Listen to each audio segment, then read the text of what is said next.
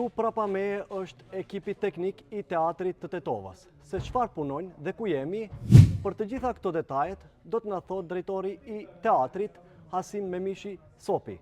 Sopi, si duket teatri i Tetovës po merr edhe vëmendje ndërkombëtare. Nga Italia tani ku jemi?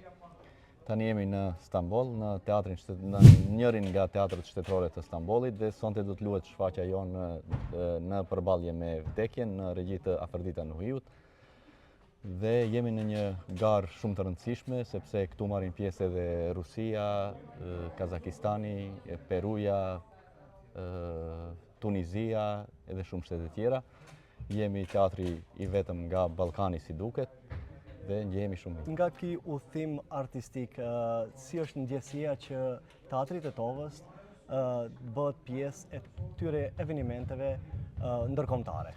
Është interesant sepse ne jemi shumë vend i vogël dhe kur kemi kështu ftesa nga festivalet që garojnë shumë shtete të mëdha, është ndjenjë veçantë sepse në festivalet rajonale ku marrin pjesë shumica e shteteve fqinje, ndoshta edhe konkurenca është e njëjtë. Tu jemi në një garë shumë të fortë dhe edhe emocionet janë pak më të mëdha se diku tjetër. Si duket kjo që duke marrë parasysh që festivali është i profilizuar, festivali dramaturg i grave. Regjisorën e kemi grua, Afroditën, si dhe skenaristen po ashtu grua.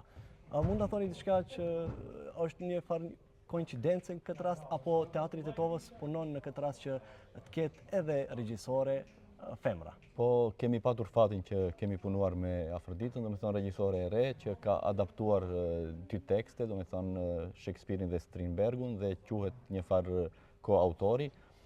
Edhe besoj se do ta pres publiku mirë dhe të shohim. Pyetja e fundit, duke marrë parasysh se jemi edhe në prag të shfaqjes, nga Italia në Stamboll, pastaj next?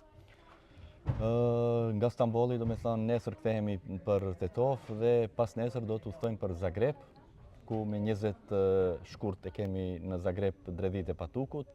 Pastaj me 21 shkurt udhtojmë nga Zagrebi për Koprivnic me shfaqjen Dram për të qesh dhe pastaj me 23-shin do të kthehemi prapë dhe do t'ja fillojmë projekteve të reja. Rrugtim të mbarë dhe shumë suksese. Faleminderit, suksese dhe juve.